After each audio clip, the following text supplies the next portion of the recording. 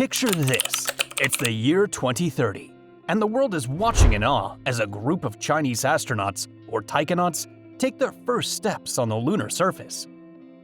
But this isn't just another Apollo moment. It's the beginning of something much bigger. A new era of space exploration and colonization, led not by the United States or Russia, but by a rising superpower with a vision for the future. Welcome, spacers. This is your specialist, the Space Technician. Today we're diving deep into China's Chang'e project, a series of missions that have been quietly reshaping the landscape of lunar exploration over the past decade. But the Chang'e project isn't just about scientific discovery or national prestige. It's part of a much grander plan, one that could see China establish the first permanent human presence on the moon and lay the groundwork for a new space-based economy. Now, I know what you might be thinking. China? Really? After all, we're used to thinking of NASA and the American space program as the undisputed leaders in this field. But while the United States has been mired in political gridlock and budgetary constraints, China has been steadily and methodically building up its space capabilities, investing billions of dollars in new technologies and infrastructure. And the results speak for themselves. In just a few short years, China has gone from a relative newcomer in space to a major player, with a string of impressive achievements under its belt. But what's really caught the world's attention is the scale and ambition of China's plans for the future. Plans that could see them not just explore the moon, but colonize it. So, buckle up and get ready for a mind-bending journey into the future of space exploration. Because one thing's for sure, the Chang'e project is just the beginning. And the race to colonize the moon is about to heat up like never before. Named after the Chinese moon goddess, this lunar exploration program has been making some serious waves in the space community since its inception in 2007. The Chang'e project is divided into 3 phases, each building upon the success of the previous one. Phase 1. Lunar Orbiters. The Chang'e's 1 and 2 missions were the pathfinders of China's lunar exploration program, paving the way for future missions with their groundbreaking discoveries and technological feats.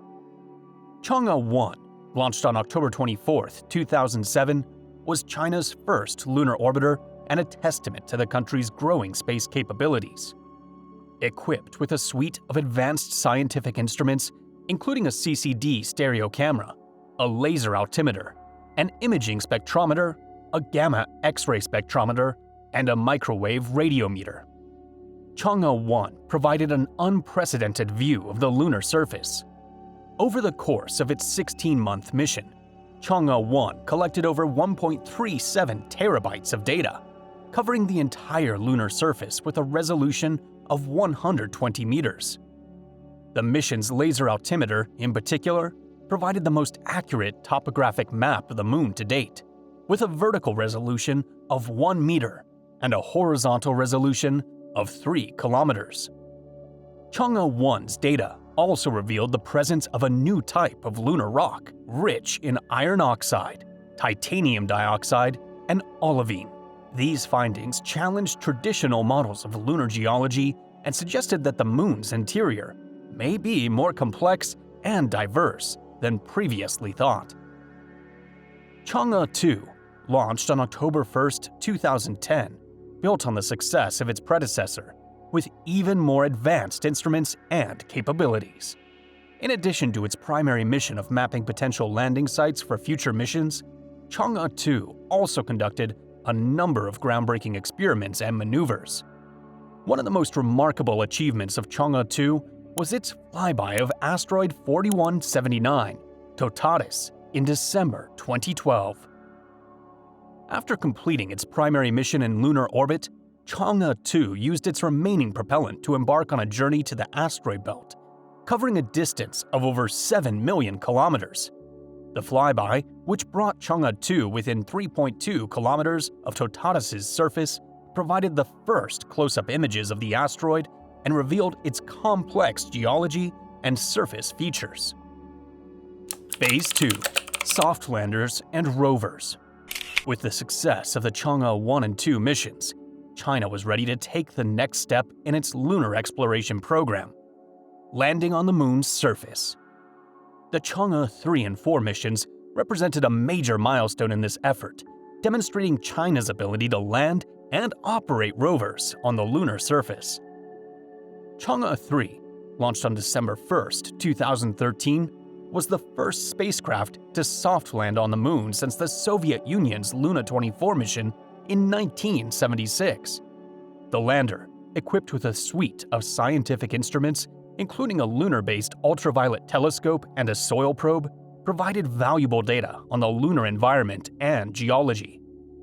But the real star of the Chang'e 3 mission was the U-2 rover, a 6-wheeled, solar-powered vehicle designed to explore the lunar surface. Over the course of its 3-month mission, U-2 traveled over 100 meters and collected a wealth of data on the moon's geology and composition.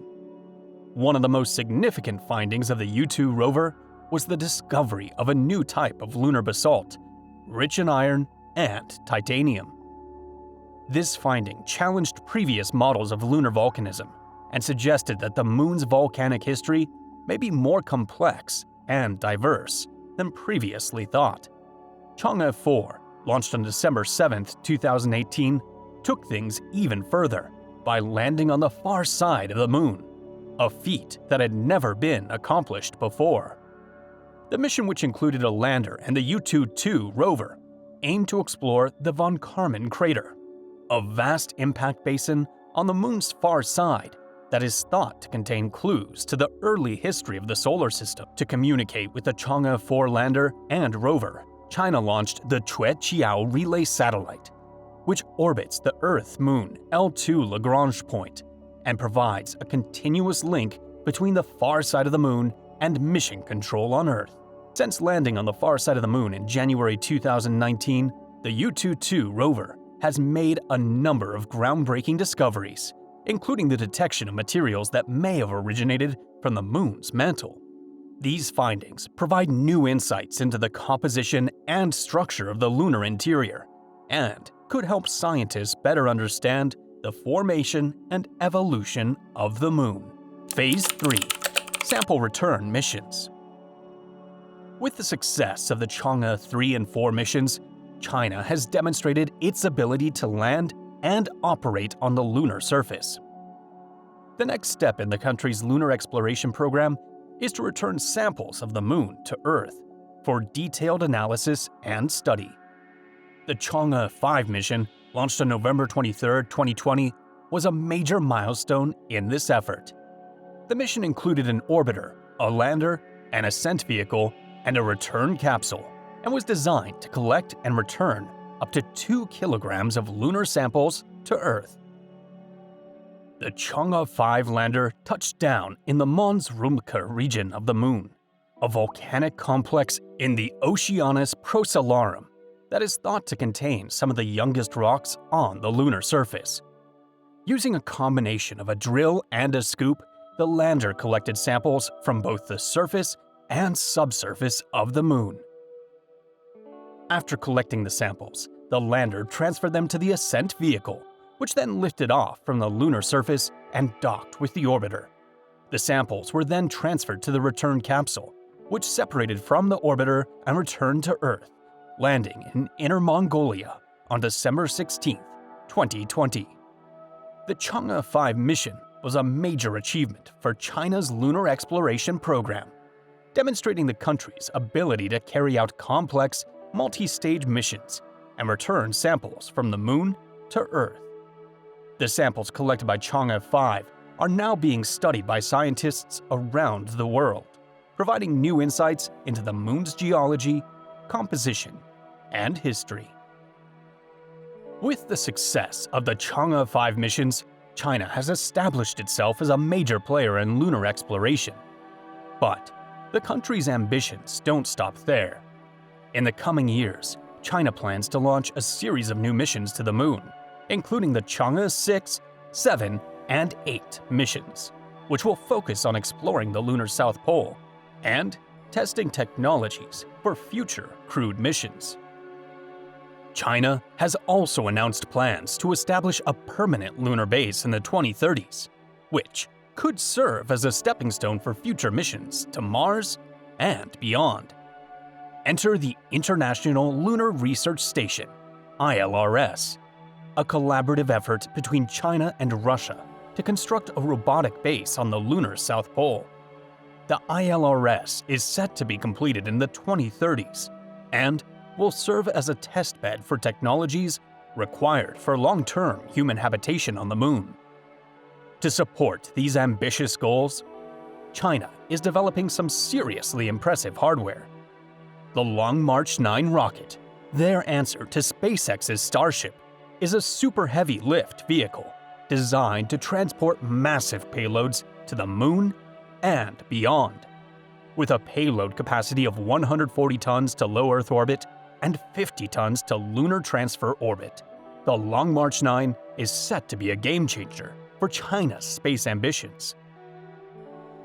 But it's not just about the rockets. China is also developing a new generation of crewed spacecraft and lunar landers to support their Moon missions. The next generation crewed spacecraft, designed to carry astronauts to the Moon and Mars, has already undergone successful testing, while the lunar lander is being developed to support both robotic and crewed missions to the lunar surface. Now, I know what some of you might be thinking. Why is China so interested in the Moon? Well, there are a few reasons. First, let's talk about the scientific value of the Moon.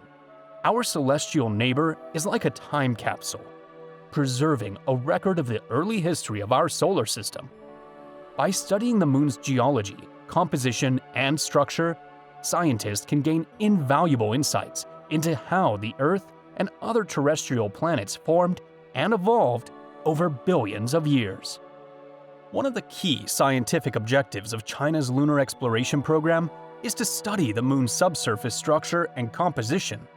The Chang'e 4 mission, for example, landed in the South Pole Aitken SPA Basin, one of the largest and oldest impact craters in the solar system. By using its ground-penetrating radar and other instruments, the U-22 rover has been able to map the subsurface structure of the basin down to a depth of several hundred meters, revealing a complex layering of lunar materials that could shed light on the Moon's early history and evolution. Another important scientific goal is to study the Moon's water ice deposits, particularly in the permanently shadowed regions near the lunar poles. These deposits, which were first discovered by NASA's Clementine and Lunar Prospector missions in the 1990s, could provide a valuable resource for future human exploration and settlement of the Moon. By studying the distribution, composition, and accessibility of these water ice deposits, China and other nations could lay the groundwork for a sustainable lunar presence in the coming decades. But the Moon isn't just a scientific curiosity. It's also a potential economic powerhouse. One of the most valuable resources on the Moon is helium-3, a rare isotope that could be used as fuel for nuclear fusion reactors. Unlike the more common isotope, helium-4, helium-3 is not radioactive and does not produce dangerous neutrons when it undergoes fusion. This makes it an attractive candidate for safe, efficient, and environmentally friendly power generation. The Moon's regolith, or soil, is estimated to contain millions of tons of helium-3, deposited over billions of years by the solar wind. While the concentration of helium-3 in the lunar regolith is low, about 50 parts per billion, the total amount is still vast and could potentially meet the world's energy needs for centuries to come. By establishing a presence on the Moon and developing the technologies to extract and utilize this valuable resource, China could position itself as a leader in the emerging space economy. But the economic benefits of lunar exploration don't stop there.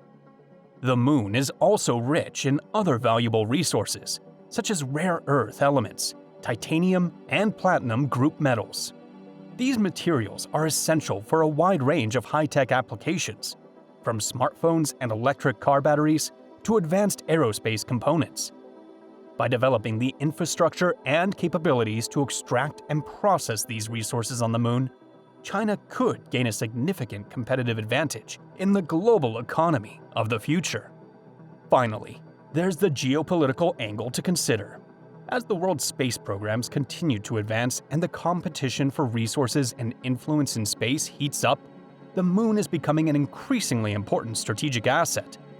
By establishing a permanent presence on the Moon, China could assert its leadership in space and gain a significant advantage over other nations in the race to explore and utilize resources of our celestial neighbor.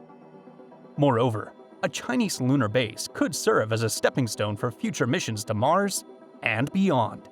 By developing the technologies and capabilities needed to live and work on the Moon, China could lay the foundation for a sustainable human presence in space and position itself as a major player in the long-term exploration and settlement of our solar system.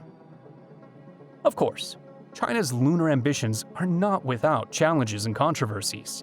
Some experts have raised concerns about the potential militarization of space and the risk of conflict between nations as they compete for resources and influence on the Moon. Others have pointed to the high costs and technical challenges of lunar exploration and settlement, and questioned whether the benefits justify the risks and expenses. But despite these challenges, there's no denying that China's lunar exploration program represents a major milestone in the history of space exploration. By combining cutting-edge science, innovative technology, and ambitious long-term planning, China is positioning itself as a leader in the new era of lunar exploration and utilization. So, what does the future hold for the Chang'e project and China's lunar ambitions? Well, in the short term, China is already gearing up for a series of new robotic missions that will build on the success of the Chang'e 4 and 5 missions. The Chang'e 6 mission, set to launch in May of 2024, will be another sample return mission, but with a twist. Instead of targeting the near side of the Moon like Chang'e 5, Chang'e 6 will venture to the lunar South Pole to collect samples from regions permanently shadowed craters. These craters, which never see direct sunlight, are believed to contain vast deposits of water ice and other volatile compounds that could be critical for future human exploration and settlement of the Moon. To support the Chang'e 6 mission, China is also developing a new generation of robotic landers and rovers that will be able to navigate the challenging terrain of the lunar South Pole. These robots will be equipped with advanced sensors and instruments, such as ground-penetrating radar, neutron spectrometers, and infrared cameras, which will allow them to map the distribution and composition of water ice deposits and other resources in the region. Following the Chang'e 6, the Chang'e 7 and 8 missions will take things even further. Chang'e 7, set to launch in 2026, will be a polar exploration mission that will include an orbiter, a lander, a rover, and a mini flying probe. The orbiter will use high-resolution cameras and spectrometers to map the entire lunar South Pole region in unprecedented detail, while the lander and rover will touch down in a carefully selected area to conduct in-situ measurements and experiments. The mini flying probe, meanwhile, will be a first-of-its-kind device that will be able to hop and fly short distances across the lunar surface, allowing it to explore areas that are inaccessible to traditional rovers. By combining data from all of these different platforms, the Chang'e 7 mission aims to provide a comprehensive understanding of the geology, topography, and resource potential of the lunar South Pole, paving the way for future human missions.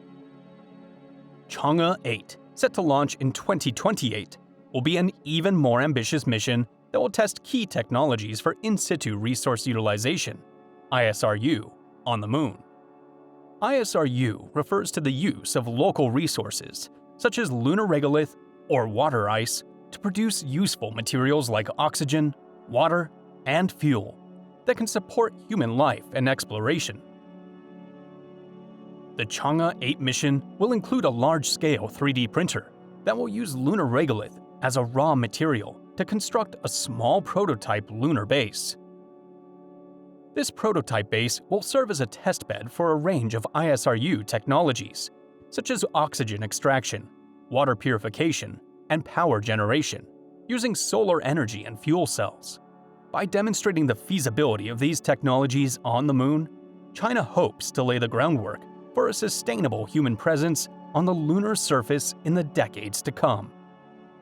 But perhaps the most exciting aspect of China's lunar ambitions is the prospect of crewed missions to the Moon.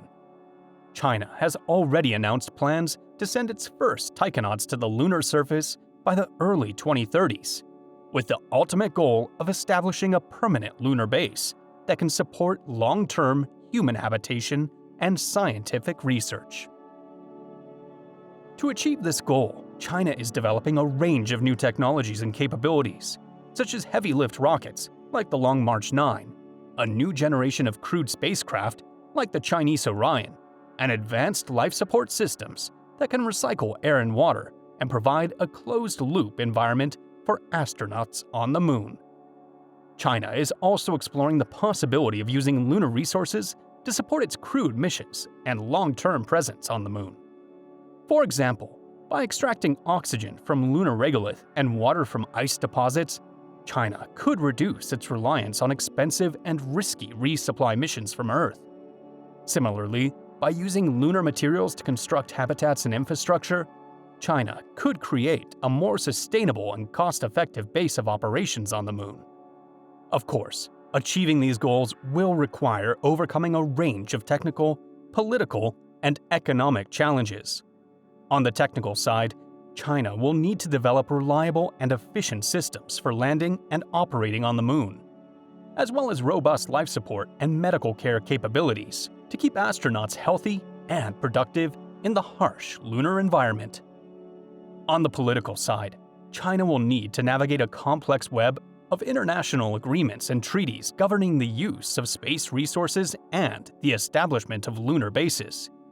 This will require careful diplomacy and collaboration with other spacefaring nations, as well as a clear commitment to peaceful and transparent exploration of the Moon.